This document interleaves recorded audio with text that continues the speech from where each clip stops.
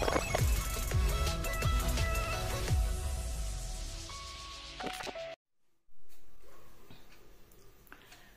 विद्यार्थी मित्रांनो, मी दीपाली कुलकर्णी देशमुख माझ्या विंग्स ऑफ फिजिक्स या चॅनलमध्ये आपलं सगळ्यांचं मनपूर्वक स्वागत करते। आपली बोर्ड परीक्षेसाठी क्विक रिव्हिजन सिरीज सुरू आहे आणि याच्यामध्ये आपण तुमच्या पूर्ण टेक्स्टबुक मधले सगळे डिफरन्सेस बघतो आहोत आणि आजचा आपला भाग आहे तिसरा भाग, पार्ट 3 आहे आणि त्याच्यामध्ये आपण चॅप्टर बघतो आहोत इलेक्ट्रोस्टॅटिक्स।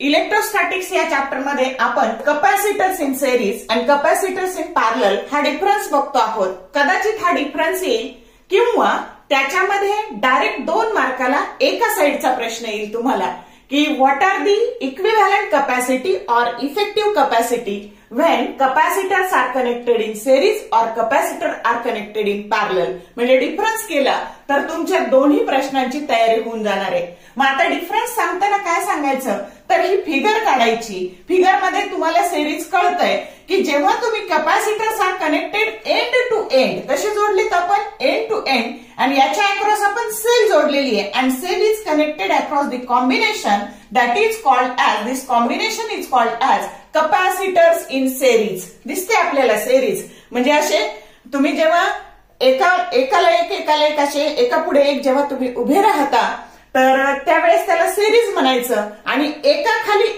खाली एक असे उभे राहता जिन्यावर त्यावेळेस त्याला म्हणायचं पॅरलल। असं सोपं लक्षात ठेवायचं। मग आता इथं दिसते बघा ही पॅरललची फिगर आहे आणि इथं capacitors are connected between 2 common points. 2 common point मध्ये इथं काय जोडलंय बिटवीन एंड टू एंड आणि इथं काय म्हणायचं between 2 common points and across the काय जोडलंय तुम्ही across the combination of cell. ही सेल आहे, व्ही म्हणजे पोटेन्शियल डिफरन्स आहे म्हणजे सेलच्या अक्रॉस तुम्ही त्याला जोडलेला आहे आणि त्या कॉम्बिनेशनला म्हणायचं कॅपॅसिटर्स इन पॅरलल।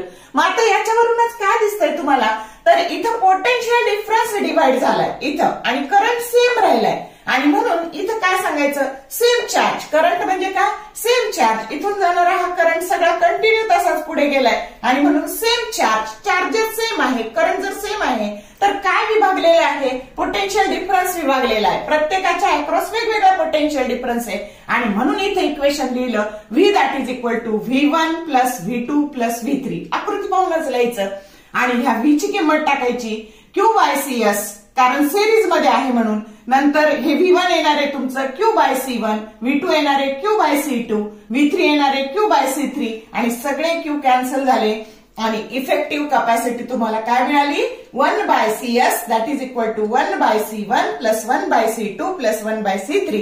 आता इकडे काय दिसतंय तर इथे तुम्हाला जो तुमचा करंट आहे तो डिवाइड झालाय, पोटेन्शियल डिफरन्स सेम आहे आणि म्हणून Q बरोबर करंट डिवाइड झाला म्हणजे चार्ज डिवाइड झाला। बघा करंटला इथं 3 फांद्या फुटल्या तशा आणि म्हणून हा जो करंट म्हणजे चार्ज Q बरोबर आकृतीत सांगते तुम्हाला Q that is equal to Q1 plus Q2 plus Q3 आणि Q ची किंमत काय लिहायची CP इंटू V नंतर Q1 लिहायचं C1 इंटू V। बघा पोटेन्शियल डिफरन्स सेम आहे म्हणजे C1V C2V C3V त्याची सगळ्याची बेरीज आणि म्हणून सगळ्या ठिकाणचं V काय झालं निघून गेलं आणि CP बरोबर C1 plus C2 plus C3। समजला का?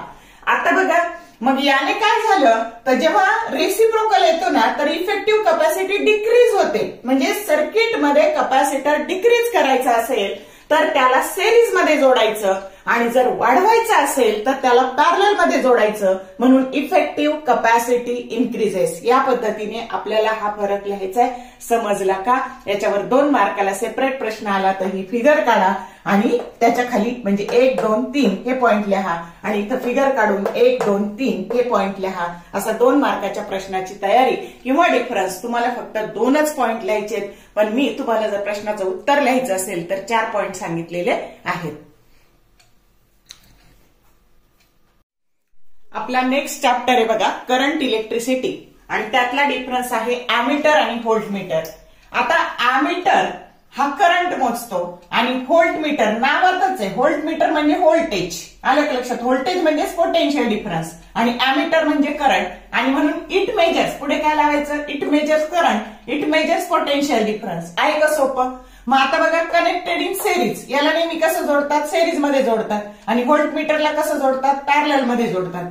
त्याच्यानंतर हा काय आहे तर moving coil galvanometer with low resistance. त्याच्यानंतर it is nothing but moving coil galvanometer with high resistance. आणि तुम्हाला हा PYQ आहे की व्होल्टमीटरचा आयडियल रेझिस्टन्स किती असतो तर इन्फानाइट असतो, आणि अॅमीटरचा आयडियल रेझिस्टन्स किती असतो तर तो लो असतो, म्हणजेच 0 असतो. हा विचारला जाऊ शकतो. समजलं का? त्यानंतर आता तुम्ही पॅरलल मध्ये रेझिस्टन्स जोडताना त्याला शंट म्हणायचं, आणि जेवढा शंट छोटा तेवढा तुमचा करंट मोठा. आलं का लक्षात? कारण पॅरलल मध्ये जोडतो आपण. For example V that is equal to IR, मग V by R that is equal to I, म्हणजे करंट आणि रेझिस्टन्स एकमेकाच्या इनव्हर्स प्रपोर्शन मध्ये बदलतात. तुम्हाला जे मोजायचे ते जास्त जर पाहिजे असेल तर हे कमी पाहिजे, आणि म्हणून जर याचा रेझिस्टन्स तुम्हाला याचा करंट जर तुम्हाला खूप जास्त हवा असेल तर तुमचा R हा छोटा असला पाहिजे, आणि आयडियली तो 0 असला पाहिजे. रेझिस्टन्स 0 असले तर करंट हा खूप मोठा मिळणार आहे, आणि म्हणून याचा आयडियल रेझिस्टन्स हा अॅमीटरचा काय असला पाहिजे तर तो 0 असला पाहिजे. कारण कळलं का?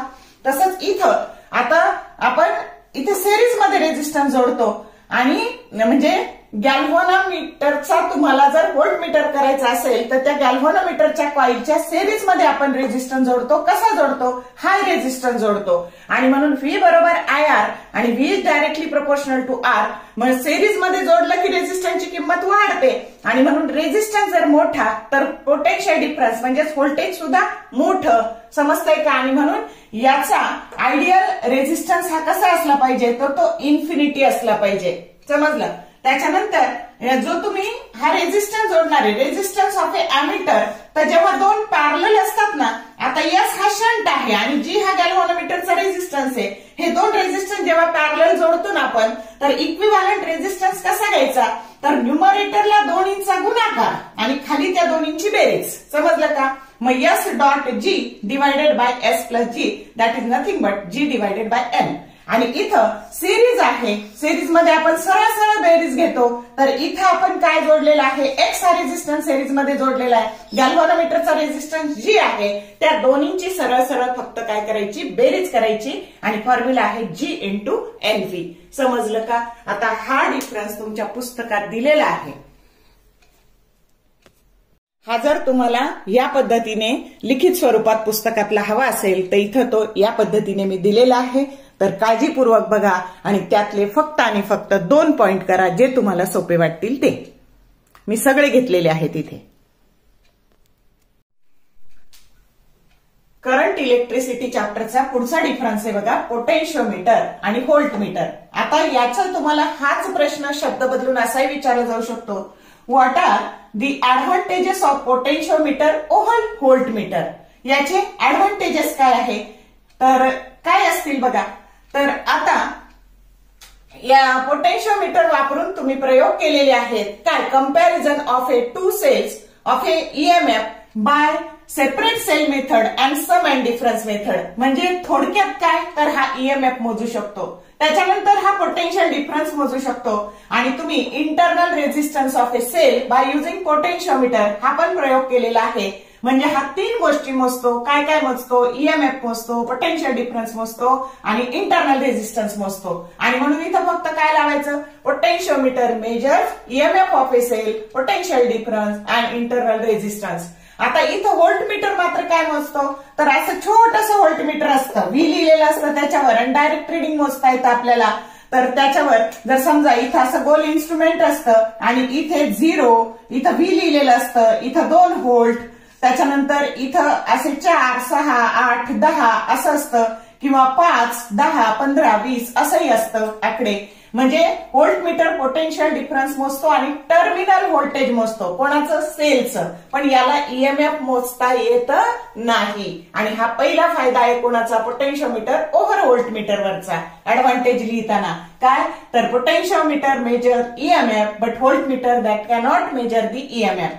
त्याच्यानंतर आता याची अॅक्युरसी आणि सेन्सिटिव्हिटी दोन्ही पण हाय असते. म्हणजे accuracy and sensitivity of a potentiometer is high आणि इकडे म्हणायचं accuracy and sensitivity of a voltmeter is low. त्याच्यानंतर तुम्ही पाहिलं पोटेन्शिओमीटरचा बोर्ड भला मोठा असा असतो, म्हणजे हे पोर्टेबल आहे का? नाही. तर हे ऍडव्हान्टेजेस मध्ये हे येणार नाही. तर it is not portable. Potentiometer is not portable. पण व्होल्टमीटर असं एवढंसं छोटा असतो, कुठे उचलून नेता येतो आणि म्हणून व्होल्टमीटर इज ए पोर्टेबल. आणि पुढचा पॉईंट सांगता येतो, हे डायरेक्ट रिडिंग देत नाही पोटेन्शिओमीटर. तर इथे म्हणजे V directly proportional to L असतं. इथं मात्र हे डायरेक्ट रिडिंग मोजतं किती पोटेन्शियल डिफरन्स आहे ते, आणि म्हणून does not give direct reading. आणि इथं voltmeter gives the direct reading. तर या पद्धतीने 4 फरक आपल्याला लिहिता येतात. आपल्याला कोणतेही 2 लिहायचे आहेत. जर याला लिखित स्वरूपात तुम्हाला पाहिजे असेल तर या पद्धतीने आपल्याला लिहिता येतं. 2 प्रकारे हा प्रश्न विचारला जाऊ शकतो. एक तर तुम्हाला डिफरन्स स्वरूपात विचारतील, नाहीतर ऍडव्हान्टेजेस विचारतील. पोटेन्शिओमीटरचे ऍडव्हान्टेजेस ओव्हर व्होल्टमीटर, तर तुम्हाला याच्यावरून ते लिहिता येतील. तुमच्या पूर्ण फिजिक्सच्या पुस्तकामध्ये जेवढे सगळे डिफरन्सेस आहेत त्याचे एकूण 3 व्हिडिओ केलेले आहेत. तर उरलेल्या 2 भागांची जी काही व्हिडिओ आहेत त्याची लिंक ही डिस्क्रिप्शन बॉक्समध्ये दिलेली आहे, ती पाहण्यास विसरू नका. पुढचा चॅप्टर आहे बघा, चॅप्टर नंबर 11 मॅग्नेटिक मटेरियल. आता याच्यामध्ये आपल्याला 3 प्रकारचे सबस्टन्स किंवा मटेरियल पाहायला मिळतात. डायमॅग्नेटिक मटेरियल, पॅरामॅग्नेटिक मटेरियल आणि फेरोमॅग्नेटिक मटेरियल. मग जर डिफरन्स विचारला किंवा एमसीक्यू ला किंवा न्यूमरिकल सोडवायला हे सगळी माहिती तुम्हाला खूप उपयुक्त ठरणार आहे. मग आता बघा, विचारलं तर डाय आणि पॅरातला विचारतील किंवा डाय आणि फेरोतला विचारतील का? तर पॅरा आणि फेरोच्या प्रॉपर्टी जवळपास सारख्या आहेत, फक्त पॅरामध्ये त्या कमी प्रमाणात आहेत आणि फेरोमध्ये त्या जास्त प्रमाणात आहेत. आणि म्हणून तुम्हाला एकतर ह्या दोन्हीतला डिफरन्स विचारतील, नाही तर ह्या दोन्हीतला विचारतील. मग वेळ न घालवता आपण बघूया. तर एकदम सोप्या पद्धतीने खूप सारं तुमच्या पुस्तकात जे 2-3 पानात सांगितलेलं आहे, मी ते सगळं एकदम छोट्याशा चार्टमध्ये सांगितलेलं आहे. मग आता काय बघा, the substances which are weakly repelled by magnet. Magnet जवळ जर नेला हा डायमॅग्नेटिक तर तो रिपेल करतो मॅग्नेट त्याला आणि दूर लोटतो. आणि म्हणून a diamagnetic material that is weakly repelled by a magnet. आले का लक्षात? आता इथे हे वीकली रिपेल्ड याच्या खाली अंडरलाईन करायचं. नंतर जर पॅरामॅग्नेटिक मटेरियल हा जर मॅग्नेट जवळ नेला तर तो वीकली काही प्रमाणात अट्रॅक्ट करतं त्याला, तर it is weakly repelled by magnet. आणि इथं मात्र स्ट्रॉंगली अट्रॅक्टेड बाय मॅग्नेट. याच्यात आणि याच्यात सारखंच आहे, फक्त त्याच्यात जास्त प्रमाणात आहे असं मी तुम्हाला सांगितलं. पहिला फरक कळला का? की diamagnetic material that is weakly repelled by magnet. इथं म्हणायचं paramagnetic material weakly attracted by magnet आणि ferromagnetic material strongly attracted by magnet. मग आता बघा, जर याला असं नॉन युनिफॉर्म फील्ड असेल तुमची आणि त्याच्यामध्ये तुम्ही डायमॅग्नेटिक मटेरियल ठेवलं, तर when diamagnetic material is kept in a non-uniform magnetic field, it have a tendency to move from stronger to weaker part. कुठून कुठे जातो तो? स्ट्रॉंगर फील्डच्या स्ट्रॉंगर पार्ट करून वीकर पार्ट कडे जातो. त्याच्यानंतर when paramagnetic material is kept in a non-uniform magnetic field, it have a tendency to move from weaker part to stronger part of the field. आणि इकडे पण सेमच, when ferromagnetic material is placed in a non-uniform magnetic field, it have a tendency to move from weaker part to stronger part of the field.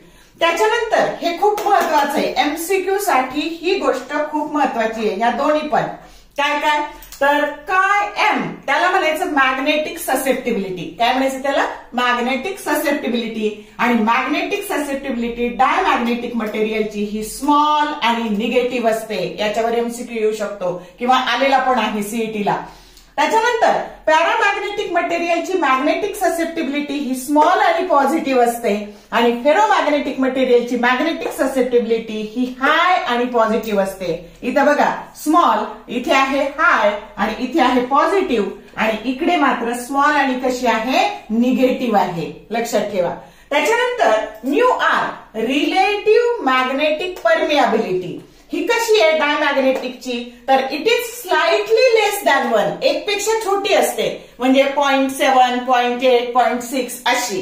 आणि इकडं मात्र relative magnetic permeability of A paramagnetic material is greater than 1, slightly greater than 1. आणि इकडं मात्र relative magnetic permeability of ferromagnetic material is very large. म्हणजे म्यूआरच्या value सुद्धा तुम्ही material कोणतं आहे हे पण ओळखू शकता. समजलं? म्हणजे एक पेक्षा लहान असेल तर ते डायमॅग्नेटिक, एक पेक्षा थोडं मोठं असेल तर पॅरामॅग्नेटिक, आणि खूप जास्त म्यूआर असेल तर ते फेरोमॅग्नेटिक. त्याच्यानंतर आता सगळ्यात महत्वाची गोष्ट तुम्हाला मी सांगितलं, जेव्हा एक्झाम्पल असतात तेव्हा सगळे नीट करा आणि त्याच्यावर तुम्हाला प्रश्न येऊ शकतो. Dash dash is a diamagnetic material, dash dash is a paramagnetic material, dash dash is a ferromagnetic material. मग काय काय बघा याचे एक्झाम्पल्स. तर copper, gold, bismuth, many metals, lead, silicon, glass, water, wood, plastic, antimony, mercury आणि hydrogen हे सगळे कसे आहेत? डायमॅग्नेटिक आहेत. मग आता metals such as magnesium, lithium, molybdenum, tantalum आणि सॉल्ट सच ऍज क्रोमियम, त्याच्यानंतर मॅंगनीज सल्फेट MnSO4, त्याच्यानंतर वॉटर, त्याच्यानंतर अल्युमिनियम आणि ऑक्सिजन गॅस हे सगळे पॅरामॅग्नेटिक आहे. आणि फेरोमॅग्नेटिक आहे iron, cobalt, nickel and some transition metal alloys exhibit ferromagnetism. तर या पद्धतीने खूप मोठा तुमच्या पुस्तकातला भाग खूप कमी वेळात मी इथं कव्हर केलेला आहे. आता चॅप्टर नंबर 12 आहे बघा, इलेक्ट्रोमॅग्नेटिक इंडक्शन EMI. आणि त्याच्यामधला आपल्याला डिफरन्स बघायचा आहे स्टेप अप ट्रान्सफॉर्मर आणि स्टेप डाऊन ट्रान्सफॉर्मर. मग हा डिफरन्स पाहण्यापूर्वी आधी एक इक्वेशन लक्षात घ्या. तर हे ES म्हणजे तुम्हाला माहितीये ट्रान्सफॉर्मर मध्ये प्रायमरी असतं आणि सेकंडरी असतं. तर ES म्हणजे आउटपुट व्होल्टेज किंवा सेकंडरीचं व्होल्टेज आणि EP म्हणजे प्रायमरी व्होल्टेज किंवा इनपुट व्होल्टेज. त्यानंतर number of turns in secondary म्हणजे NS, number of turns in primary that is NP, current in primary IP, current in secondary IS आणि equation असतं ES by EP that is equal to NS by NP that is equal to IP by IS. उलट असतं इथं current. मग आता याच्यात NS by NP असतो ना बाळांनो, याला म्हणायचं टर्न्स रेशो किंवा त्यालाच म्हणतात ट्रान्सफॉर्मर रेशो. आणि त्याच्यासाठी आपण नोटेशन वापरलं capital K. Capital K is turns ratio or transformer ratio. आणि मग आता बघा डिफरन्स बघताना एकदा हे तुमच्या लक्षात आलं की डिफरन्स एकदम सोपा आहे. मग आता बघा स्टेप अप आपल्याला वरती जायचंय म्हणजे जिना चढायचाय, खालून वरती जायचंय, स्टेप अप. मग इथं काय असतं? इनपुट आणि इथं काय असतं? आउटपुट. मग इथं ज्या व्हॅल्यू असणार आहे ना, तर इथं असणारे इनपुटच्या व्हॅल्यू EP हे इनपुट व्होल्टेज, NP हे number of turns in primary आणि IP म्हणजे प्रायमरीचा करंट. आलं लक्षात? आणि इथल्या व्हॅल्यू ES, त्याच्यानंतर NS आणि IS या झाल्या व्हॅल्यू. हे आउटपुट व्होल्टेज, हे number of turns in secondary आणि हे करंट इन सेकंडरी. मग आता बघा आपल्याला इनपुट व्होल्टेज हे मोठं झालेलं आहे, जिना चढलो म्हणजे वाढलेलं आहे. हे 30 असेल तर हे 300 झालेलं आहे. समजतंय का? आणि म्हणून ES काय दिसतंय तुम्हाला? ES is greater than EP. याला शब्दात लिहायचं काय? Output voltage in step up transformer, output voltage is greater than input voltage. मग आता नंबर ऑफ टर्न्स बघा हे डायरेक्ट प्रोपोर्शन मध्ये बदलतं आणि म्हणून number of turns in secondary that is greater than number of turns in primary. Current मात्र विरुद्ध असतो आणि म्हणून हा सिक्वेन्स सोडायचाच नाही. इथं IS इथं ग्रेटर लिहिलं ना वर 2 म्हणून इथं लेस लिहून टाकायचं. IS is less than IP means current in secondary is always less than current in primary. त्याच्यानंतर प्रायमरी चे नंबर ऑफ टर्न्स काय आहेत तर कमी आहेत. प्रायमरीचे नंबर ऑफ टर्न्स कमी आहेत म्हणजे कमी आहे ना ते थिक असतं आणि म्हणून प्रायमरी इज थिक. आणि turns ratio that is always greater than 1 दिसतंय आपल्याला. हे मोठं आहे, हे मोठं आहे. न्यूमरेटर मोठं असलं तर K ची व्हॅल्यू नेहमी काय येणार आहे? 1 पेक्षा मोठी येणार आहे. आणि म्हणून turns ratio is always greater than 1. असे 5 पॉइंट बघा बरं एका इक्वेशन वरून मी सांगितले. तुम्हाला तर फक्त 2च लिहायचे. मग आता स्टेप डाऊन, आता जिना उतरायचं आहे. मग आता आउटपुट व्होल्टेज 300 होतं, इनपुट तुमचं 300 होतं. आता किती झालं? 30 व्होल्ट झालं. कळलं का? मग आता बघा इथं काय झालं? मग मग इथं secondary voltage is less than primary. आपण हेच घेतलं शकतो, फक्त जिथं ग्रेटर होते ना तिथं स्मॉलर केले आणि जिथं स्मॉलर होतं ना तिथं ग्रेटर केलं. मग आता बघा आउटपुट व्होल्टेज इज लेस दिसतंय का, हे आउटपुट व्होल्टेज परत इथं तसंच ES NS IS आणि इथं EP NP IP. मग आता काय दिसतंय तुम्हाला, कोण मोठं आहे तर ES is less than EP. Output voltage is less than input voltage. पुढे फक्त काय लावायचं, in step down transformer the output voltage is less than input voltage. In step down transformer, number of turns in secondary is less than number of turns in primary. त्याच्यानंतर current in secondary is greater than, याच्या विरुद्ध असतं की नाही, जिथं लेस आहे तिथं opposite यायचं. Current in secondary is always greater than current in primary. आणि जे टर्न्स छोटे आहेत, आता नंबर ऑफ टर्न्स सेकंडरीचे कमी आहेत ते थिक असतात आणि म्हणून सेकंडरी इज थिक आणि transformer ratio is less than 1. समजला का डिफरन्स या पद्धतीने. मग त्याच्यावर तुम्हाला एखादा MCQ आला तरी पण उत्तर लिहिता येईल. स्टेप अप म्हणजे जिना चढायचा, स्टेप डाऊन म्हणजे जिना उतरायचा. इकडे इनपुट घ्यायचं आणि इकडे आउटपुट घ्यायचं. या पद्धतीने इथं व्होल्ट युनिट देऊन टाकते मी, म्हणजे मग तुम्हाला कळेल. इथं कळलं का, 300 व्होल्ट इथं 30 व्होल्ट या पद्धतीने.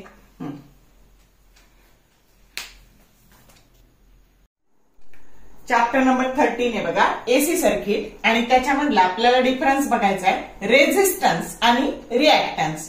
मग resistance it is a property of a circuit due to which the electrical power is dissipated in the circuit element by joule heating. आणि इकडं मात्र electrical power is not dissipated in a circuit element by joule heating due to its reactance. मग आता बघा इथं काय तर its value is independent of a frequency of applied AC. मग एसीची फ्रिक्वेन्सी किती आहे त्याच्यावर रेझिस्टन्स कधीच अवलंबून नसतो. इथं मात्र तुम्हाला फॉर्म्युला माहिती आहे की इंडक्टिव्ह रिएक्टन्स जो असतो तो 2πfL आणि F म्हणजे ही फ्रिक्वेन्सी ऑफ एसी असते आणि कपॅसिटिव्ह रिएक्टन्सचा फॉर्म्युला असतो 1/2πfC आणि इथं F म्हणजे एसीची फ्रिक्वेन्सी असते, म्हणजे reactance it depends on the frequency of AC and resistance that does not depend on the frequency of AC. आता इथे काय असतं तर current opposed by resistor is in phase, म्हणजे व्होल्टेज म्हणजे इथं तुमचा करंट आणि व्होल्टेज हे दोन्ही एकाच फेज मध्ये असतात. इथं मात्र म्हणजे हा करंट आणि व्होल्टेज बघा I आणि E हे एकाच फेज मध्ये असतात. इथं मात्र current opposed by pure inductor lags in phase, म्हणजे असा जर करंट असेल इंडक्टर मध्ये तर हा EMF असतो आणि इथे मात्र कपॅसिटर मध्ये काय असतं तर कपॅसिटर मध्ये करंट हा लीड होतो आणि EMF हा लॅग्स असतो. तर या पद्धतीने आणि म्हणून इथे current opposed by pure inductor lags in phase, current इथे लॅग झाला कणापेक्षा तर EMF पेक्षा, while that opposed by pure capacitor leads in phase. आणि याच्यामध्ये करंट हा कपॅसिटर मध्ये करंट लीड्स असतो आणि याच्यामध्ये इंडक्टर मध्ये लॅग्स असतो. समजलं का? तर या पद्धतीने आपल्याला रेझिस्टन्स आणि रिएक्टन्स याच्यामधला फरक सांगता येईल. पुढचा फरक आहे बघा एसी सर्किटचा, सेरीज रेझोनंट सर्किट आणि पॅरलल रेझोनंट सर्किट. आता सेरीज रेझोनंट सर्किट LCR असे सेरीज मध्ये काढायचे, एकाला एक जोडायचे आणि त्याच्या अक्रॉस काय जोडायचं तर एसी जोडायचा या पद्धतीने. आणि इकडे मात्र पॅरलल रेझोनंट इंडक्टर आणि कॅपॅसिटर, इथं इंडक्टर कॅपॅसिटर आणि रेझिस्टन्स असे सेरीज मध्ये जोडायचे. इथं इंडक्टर आणि कॅपॅसिटर एकमेकाच्या पॅरलल जोडायचे आणि त्याच्या अगेन्स्ट एसी सर्किट जोडायचं, एसी जोडायचं. मग याला म्हणायचं पॅरलल, म्हणजे this is the figure for parallel resonant circuit, this is the figure for series resonant circuit. आता इथे इम्पिडन्स आहे ना हा मिनिमम असतो आणि करंट मॅक्सिमम असतो. आता तुम्हाला माहितीये सेरीज मध्ये करंट हा मॅक्सिमम, करंट जिथं मॅक्सिमम तिथं इम्पिडन्स काय असतो मिनिमम. समजलं का? मग impedance is minimum, current is maximum. इथे याच्या विरुद्ध इम्पिडन्स इज मॅक्सिमम, पॅरलल मध्ये करंट कमी आहे कारण इथे डिवाइड झाला ना तो आलेला करंट आणि म्हणून करंट इज मिनिमम. इथं सरळ जसाची तसा गेला, इथं दोन ब्रांचेस मध्ये विभागला गेला आणि म्हणून current is minimum, impedance is maximum. आणि हे जे सर्किट आहे ना याच्यावर तुम्हाला MCQ येऊ शकतो की series resonance circuit it is a dash dash circuit, it is a acceptor circuit, आणि हे जे आहे ना हे rejected circuit. Parallel resonance circuit is a rejected circuit. एवढ्या सोप्या पद्धतीने आपल्याला 4 पॉइंट लिहिता येतील. पहिली figure impedance minimum, current maximum आणि ऍक्सेप्टर सर्किट. इकडं figure impedance maximum, current minimum आणि रिजेक्टर सर्किट. कोणतेही 2 पॉइंट लिहायचे. चॅप्टर नंबर 15 आहे बघा, स्ट्रक्चर ऑफ ऍटम अँड न्यूक्लिआय, आणि त्याच्यामध्ये आपल्याला फरक पाहायचा आहे न्यूक्लिअर फिशन आणि न्यूक्लिअर फ्युजन. आता याच्यावर 2 मार्काला स्वतंत्र प्रश्न येऊ शकतो, नुसती डेफिनेशन पण येऊ शकते. तर nuclear fission, explain the process of nuclear fission आणि explain the process of nuclear fusion, किंवा define nuclear fission, define nuclear fusion, असं पण येऊ शकतं प्रश्न. मग इथं सगळ्यात आधी लक्षात ठेवायचं, फिशन म्हणजे तोडणे आणि फ्युजन म्हणजे आपण फ्यूज करतो, म्हणजे काय करतो, जोडतो. आणि म्हणून फिशन मीन्स तोडणे, फ्युजन मीन्स जोडणे. मग आता तोडायचंय आपल्याला. मग हेवी रेडिओ ऍक्टिव्ह एलिमेंटचा जो हेवी न्यूक्लियस आहे त्याचं 2 फ्रॅगमेंट्स मध्ये विभाजन होतं, 2 लायटर न्यूक्लिआय मध्ये विभाजन होतं आणि एनर्जी बाहेर पडते, त्याला न्यूक्लिअर फिशन असं म्हणायचं. मग डेफिनेशन काय, the process in which heavy nucleus, एकच आहे म्हणून nucleus, breaks into 2 lighter nuclei, 2 आहे म्हणून nuclei, with the release of energy is called as nuclear fission. आणि हे कधी घडतं, तर हे ऑर्डिनरी टेम्परेचरला घडतं. It takes place at ordinary temperature. आता इथं जोडायचंय 2 lighter nuclei combine to form heavy nucleus, आणि तिथून पण एनर्जी बाहेर पडते. आणि म्हणून the process wear in 2 nuclei, lighter nuclei fused together to form a heavier nucleus accompanied by a release of nuclear energy is called as nuclear fusion, and it takes place at very high temperature that is greater than 10⁷ Kelvin. म्हणजे सूर्याच्या आतमध्ये ही जी process घडते ती nuclear फ्युजनची घडते, आणि तिथं temperature काय असतं 10⁷ केल्विन. आणि म्हणून फ्युजन हे खूप हाय टेम्परेचरला घडतं आणि फिशन हे ऑर्डिनरी टेम्परेचरला घडतं. असे 2 पॉइंट आपल्याला लिहिता येतील.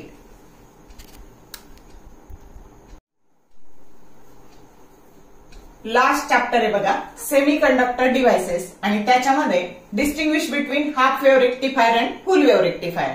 मग आता बघा हे circuit in which rectify 1/2 of each cycle. आता ही अशी सायकल असेल, एसीची अशी सायकल असते, या पद्धतीने एसीची सायकल अशी असते, आणि एसीचं डीसीत कन्व्हर्जन होणं त्याला आपण रेक्टिफिकेशन म्हणतो. पण इथं मात्र फक्त तुमची इथं पॉझिटिव्ह हाफ सायकललाच रेक्टिफाय मिळतं, म्हणजे इनपुट असेल तर फक्त पॉझिटिव्ह हाफ सायकललाच आउटपुट मिळतं, निगेटिव्हला मिळत नाही. आणि म्हणून असं सर्किट की ज्याच्यामध्ये प्रत्येक सायकल मधला अर्धाच पार्ट, एसीची जी सायकल येते त्यातला अर्धाच पार्ट रेक्टिफाय होतो, आणि अशा सर्किटला म्हणायचं half wave rectifier. A circuit which rectify 1/2 of each cycle of an AC. आणि इथे बघा, इथं मात्र दोन्हींना पण अशी जर एक सायकल असेल तर तुम्हाला दोन्ही सायकलला काय मिळतं, आउटपुट मिळतं. आणि म्हणून a circuit which rectify both halfs of each cycle of an AC. हा त्याचा वेव्ह फॉर्म आहे बघा. हा हाफ वेव्हचा, हा फुल वेव्हचा. तुम्हाला प्रश्न जरी लिहायला आला की explain diode as a half wave rectifier, किंवा explain in brief diode as a half wave rectifier, आणि explain in brief diode as a full wave rectifier, तर सर्किट डायग्राम तर तुम्हाला काढावीच लागते. पण हा इनपुट आउटपुटचा वेव्ह फॉर्म काढावा लागतो. नुसतं या वेव्ह फॉर्मला 1 मार्क असतो. इथं इनपुट आउटपुट लिहायचं, इथं टाइम लिहायचं, इथं पण इनपुट आउटपुट लिहायचं, इथं टाइम लिहायचं.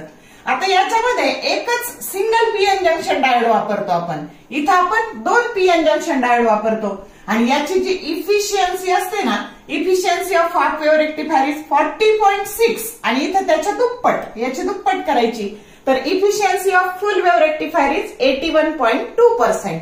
अशा पद्धतीने आपल्याला हाफ वेव्ह रेक्टिफायर आणि फुल वेव्ह रेक्टिफायर याच्यामधला डिफरन्स सांगता येतो.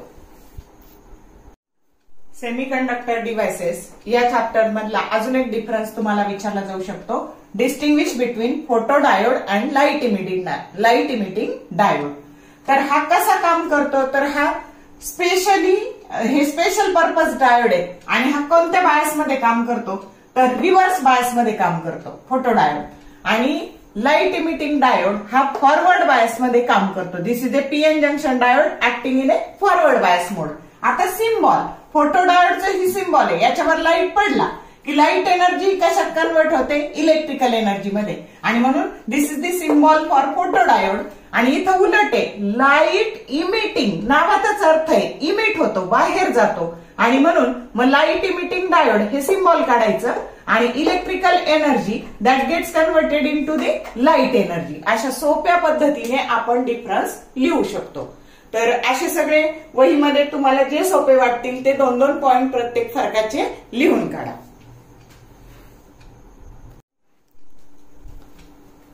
तर बघा, आपण पूर्ण सिलेबस मधले सगळे डिफरन्सेस पाहिले, एकूण 3 भागात पाहिले. आणि ह्या डिफरन्सेसचा तुम्हाला विविध प्रकारे उपयोग होणार आहे. म्हणजे तुम्हाला एक साइडची माहिती आली तरी येईल, एमसीक्यू ला येईल, डेफिनेशनला येईल, त्याचे जर एक्झाम्पल आले तर येईल. अशा विविध प्रकारे केलेल्या अभ्यासाचा तुम्हाला पेपरमध्ये उपयोग करून घेता येईल. तर बघा, यावर्षी बोर्डाची परीक्षा खूप कडक सुरू आहे आणि त्याच्यामुळे तुम्ही ऑनेस्टली अभ्यास करा, कॉपी वगैरे नेऊ नका. आणि हे जे सगळं तुमच्यासाठी मटेरियल उपलब्ध केलेलं आहे त्याचा उपयोग करून घ्या. व्हिडिओ आवडला तर लाईक करा, मित्रमैत्रिणींसोबत शेअर करा, कमेंट टाकायला विसरू नका. चॅनलला सबस्क्राईब केलं नसेल तर सबस्क्राईब करा, जेणेकरून तुम्हाला येणाऱ्या व्हिडिओचे नोटिफिकेशन्स मिळत जातील. सीईटीचे, नीटचे, जेईचे व्हिडिओ पण येत राहणार आहे ते कंटिन्युअसली. आणि त्याच्यामुळे तुम्ही जर सबस्क्राईब केलं तर तुम्हाला नोटिफिकेशन्स मिळत जातील. All the best for your study and exam also. And thank you for watching this whole video.